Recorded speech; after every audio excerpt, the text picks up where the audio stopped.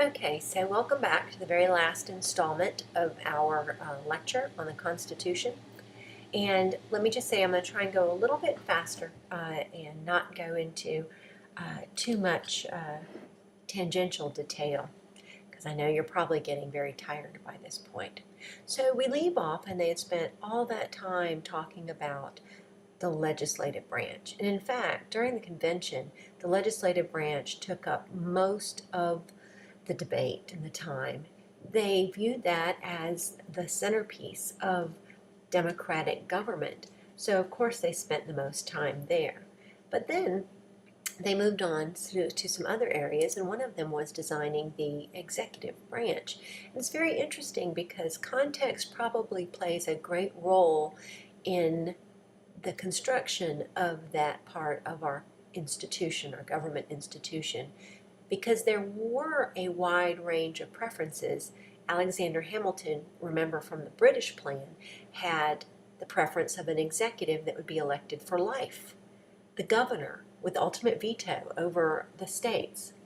And part of the reason that Hamilton had that was, of course, he was an Anglophile, but he also knew that it was likely that the person waiting in the wings to become the first president was also the person who had been unanimously elected to serve as president of the convention, because he was very well respected. They all viewed him as an iconic figure and responsible for the success of the Revolutionary War. He was also a very discreet individual.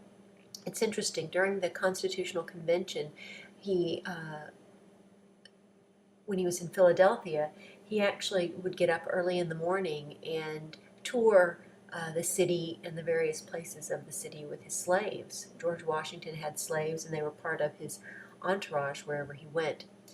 Anyway, the other examples for the executive ranged to the other side, the existing model of state governors. And when states had moved from colony to state, they wrote their own state constitutions, and many of them chose a single executive, but with very limited powers. And we see some of those examples today. Texas, for example, hasn't really increased the powers of its governor from the point of where it became a state, and it is one of the most limited governorships around.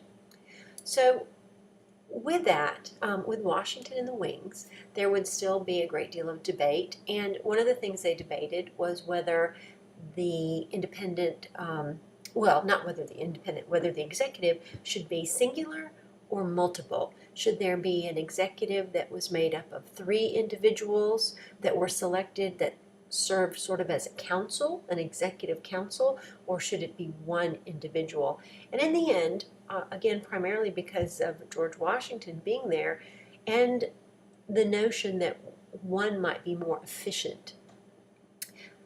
And later on, you would know that part of what they did was make the president the commander-in-chief, keeping an elected individual ultimately in control of the most powerful body in the country, which would be the military.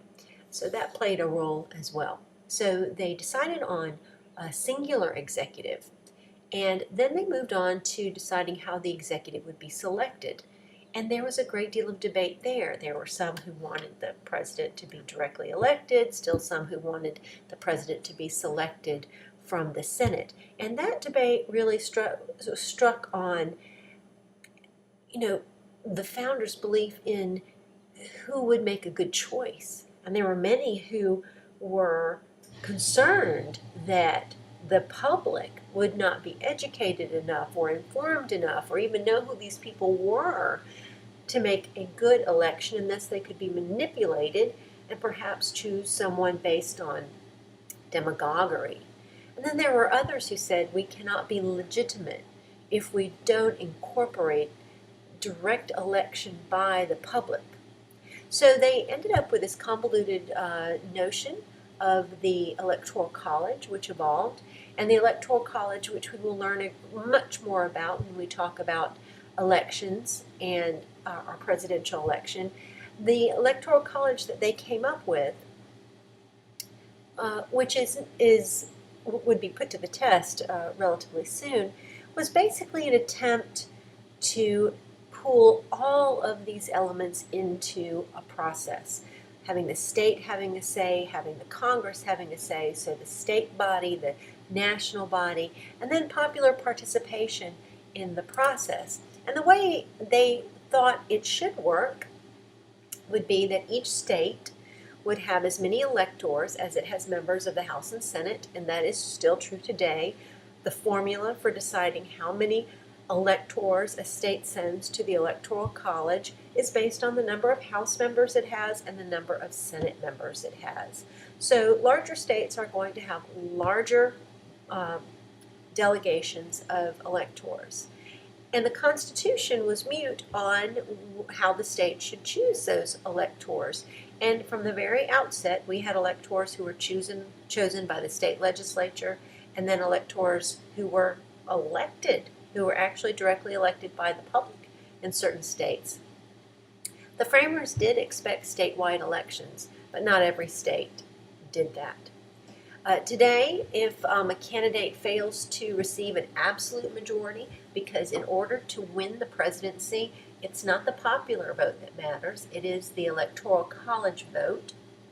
Often we know what that is going to be, because Electoral College voters basically acquiesce, and I'll explain to you how this works later on in another chapter. But basically, you have to have a majority to win. If you don't get that majority, then the Electoral College becomes the tool that is basically the nominating mechanism. And the actual election would go to the House of Representatives, where everybody would have one vote, and then they would choose from the top 3 candidates who would be president. So when the election goes to the House votes by state delegation. Each state gets one vote, and a majority is required to elect the president. Now, there were some flaws in this, because the way it was supposed to work is, as the framers believed, the best candidate would be president, and the second best candidate would be vice president. That seems to me a great idea. You want the top 2 vote getters to serve. But what happens when parties emerge, and what happens when your top 2 candidates despise each other and hold very different ideas?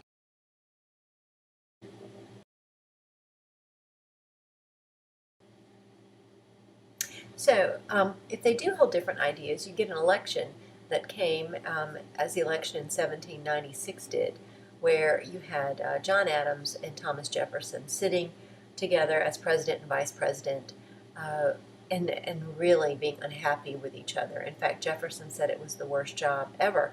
And so in the next election, he actually chose to run against Adams. And when he did, unfortunately, his party, the Jeffersonian Republicans, or the Democratic Republicans as they were called, as they were contesting against the Federalist Adams and Charles Pinckney, basically went into the Electoral College, and either through not thinking about it or poor organization, what they ended up with was an interesting example of how the Electoral College did not work once parties formed. So basically, at this point in time, Jefferson and Burr were running as a ticket. Adams and Pinckney were running as a ticket.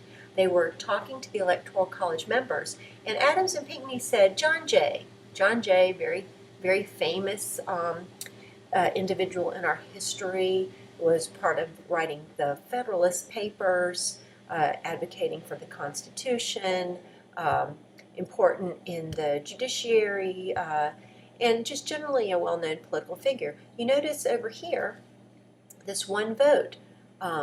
Well, obviously one of the electors was casting a vote for John Jay. Why were do you think they were doing that? Do you think they were trying to really support John Jay?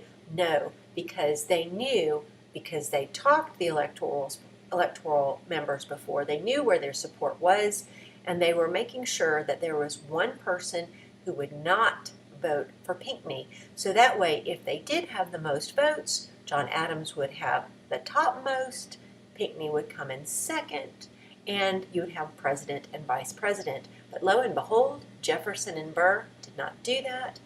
perhaps Burr didn't want that to happen.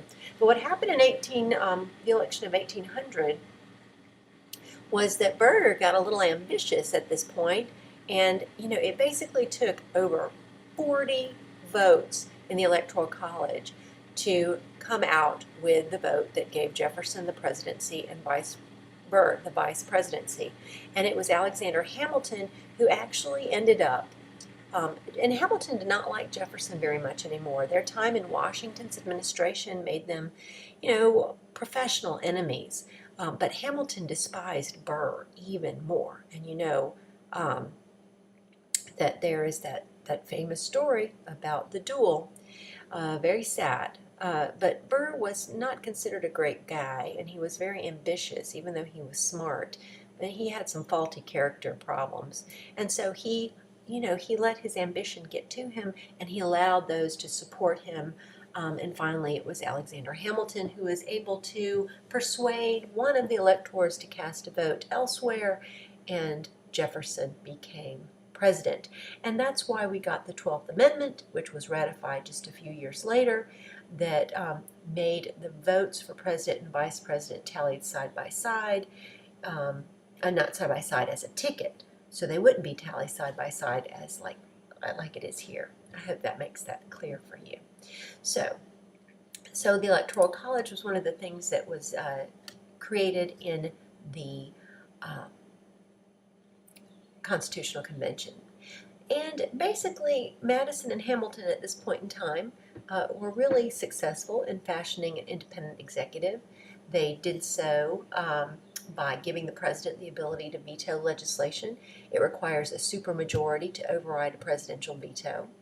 So there is that independence. The framers also checked the executive's power in numerous ways, and you know what some of these checks are. In appointment powers, for example, appointing Supreme Court justices. What happens? The Senate has to confirm these appointments. When the president can the president introduce legislation? Only through members of Congress. So what the president does is checked by Congress and also checked by the judiciary. The president cannot do anything or write an executive direct order that is not constitutional either.